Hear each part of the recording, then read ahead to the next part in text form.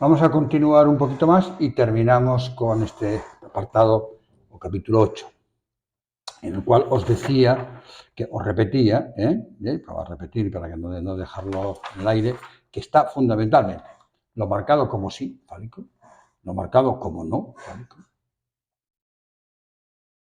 y lo que no se marca, lo que no se puede definir, la excepción. La excepción es la que da las posibilidades como fórmula nueva, más la negación también de ese existencial, más aumentar y cambiar la grafía de la negación lacaniana del no todo, pero eso es una modificación puramente de grafía. En cambio, la negación de la existencia también es una negación modificada que la de Lacan. ¿Por qué? Porque le vamos a dar un poquito más de uso. Luego después, ya veréis. Pero en cualquier caso, de momento es la de Lacan. Es el que no le aplica. Lo que dice el caso conocido en matemáticas, que pone un h cuadrado, que hay un error ahí en Leturli, me parece que es un error de grafía, aquel a que no le aplica. Vale. Entonces, ¿qué vamos a hacer? Y entonces, evidentemente, gracias a estas excepciones, podemos salir del espacio del goce fálico al goce en general. Ya tenemos dos superficies como mínimo. Dentro de una superficie, su exterior y interior, sí y no, y el fuera. No sé si sabéis que yo utilizo siempre interior y exterior como utilizan los matemáticos. Es decir, si haces un círculo en una superficie, dentro del círculo es el interior, fuera es el exterior, y el círculo es la frontera, que puede estar pegada al interior o pegada al exterior. Si está pegado al interior es un conjunto cerrado, si está pegado y el exterior, entonces es un conjunto abierto, o a la inversa. Y luego está el fuera, lo extrínseco que a veces dice Vaporov, visto desde fuera, otro espacio totalmente distinto. Bueno, y esas dos negaciones nos permiten hablar ya de tres posiciones, tres lugares. Hay otros goces. En la tercera, por ejemplo, el otro goce es el goce del cuerpo. En otros trabajos, otro goce. Hasta el goce otro. ¿Vale? Muy bien. Evidentemente, en el goce fálico debemos recordar que, incluso en el lacanismo, y ya en Freud, pero el lacanismo es mucho más claro, el varón tiene que ser sacado del goce fálico, el goce de la significación fálica, por decirlo de alguna manera, que además tiene ese punto de encuentro con el goce del cuerpo, que es la masturbación.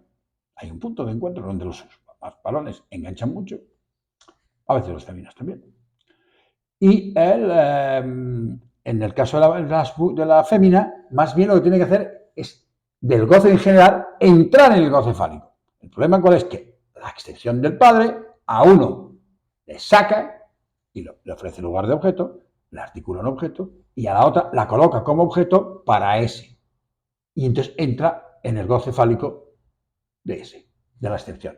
Es una manera bien curiosa porque entra en el goce fálico del que está no nombrado como goce fálico. Se la coloca en una situación muy difícil, completamente difícil, y es lo que en el capítulo siguiente yo he trabajado con mucho cuidado.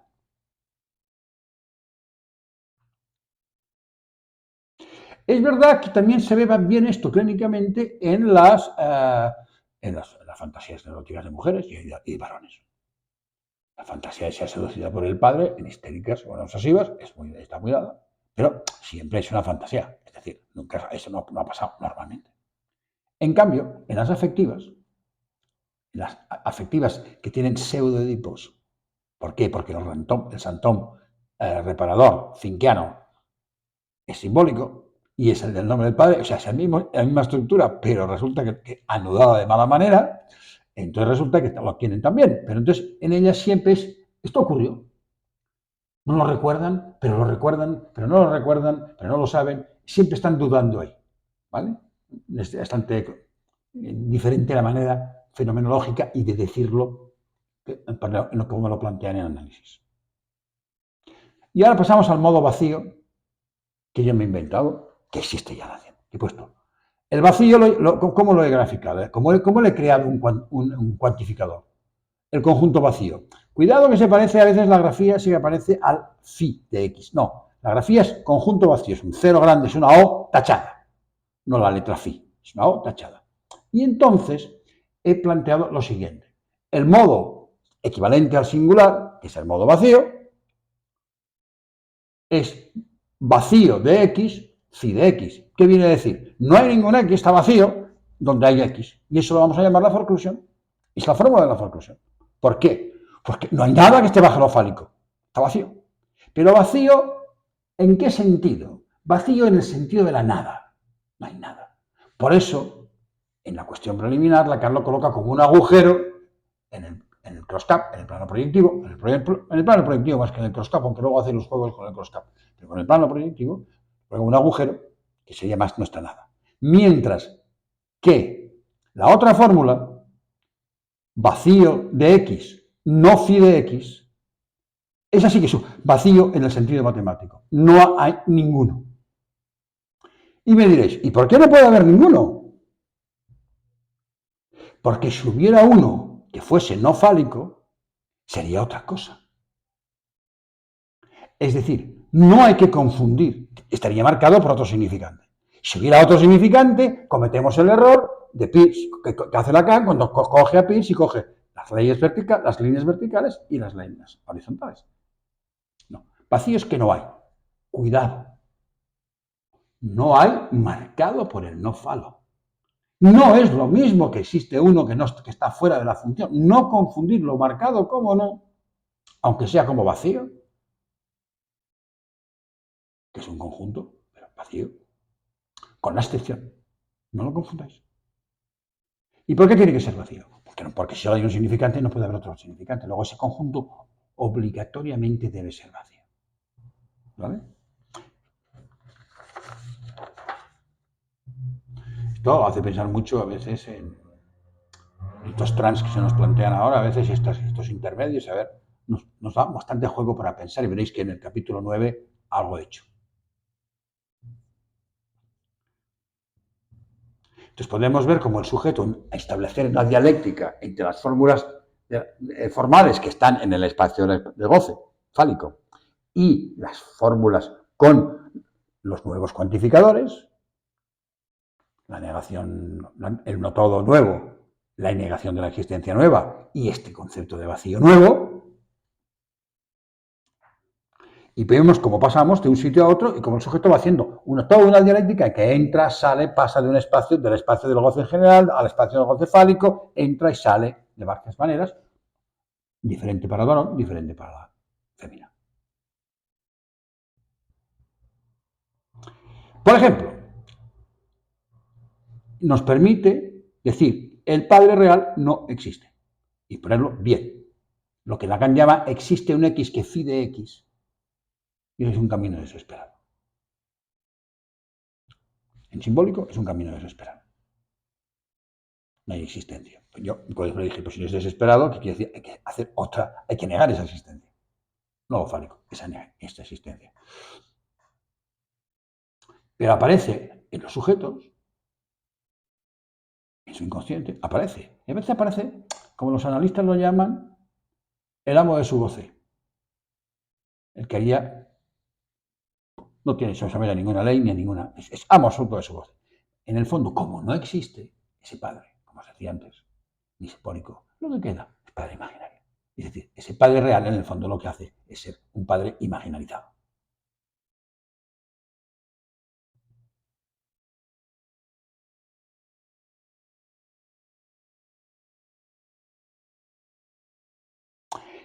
Y ahora, para terminar, dos cuestiones. Una, eso que es vacío X de no phi de X es vacío desde el punto de vista semántico, pero está lleno de significantes. No es la nada de la forclusión, la otra fórmula, es vacío X de phi de X. No, vacío X de no phi de X nos remite al goce del otro. Es un goce que si no está vacío en la psicosis, vuelve completamente de una manera muy particular. Pero en la neurosis o en las perversiones también está el goce del otro. Es ese goce que no está, que no sigue la ley. De afuera. No está vaciado. ¿Vale? Y para terminar, quisiera responder a una pregunta que se me hizo a través del YouTube, que es que diferencia las magnitudes negativas de las negaciones. Una negación es de aparato simbólico. Se coge un significante, una tesis, una proposición, y se le aplica el no. Se aplica la partícula de la negación, como dice Freud en su artículo, la denegación. No la negación, la denegación. La denegación es coger, primero hay que crear la negación y luego construir la denegación, que es otra cosa. Es toda una construcción la denegación. Pero para poder construir la denegación hay que construir la negación. Una partícula que Freud dice no está en el inconsciente. ¿Vale? Entonces, es una negación frente a la verdad o a la existencia. ¿Existe o no existe? ¿Es verdadero o es falso? Una magnitud negativa, es otra cuestión. Una magnitud negativa, tenemos que tener en cuenta que en el mundo físico no existen las magnitudes negativas. No hay ni menos dinero, ni menos electrones, ni menos fuerza. Es decir, el más y el menos, algo es negativo, cuando hemos puesto un cero en algún punto, y entonces hemos dicho, de aquí para la derecha la llamaremos positivo, y de aquí para la izquierda la llamaremos negativo. Es decir, no hay menos electrones. Hay electrones positivos y electrones negativos, pero es una manera de decirlo. Porque no es que sean más o menos, es que uno está cargado con la carga de una manera y otro está cargado con la carga de otra manera. Es un problema de ondas en el fondo, internamente. Entonces, es decir, lo que niega la magnitud negativa es una cosa, no una tesis o una verdad, niega una cosa. Por eso el menos phi no es no hay phi, es no está, que no es lo mismo. Y con eso diferenciamos las negaciones de las funciones fálicas, la fase fálica, de la castración, es otra cosa. Y con eso termino, iremos haciendo poco a poco, porque esto es bastante complicado.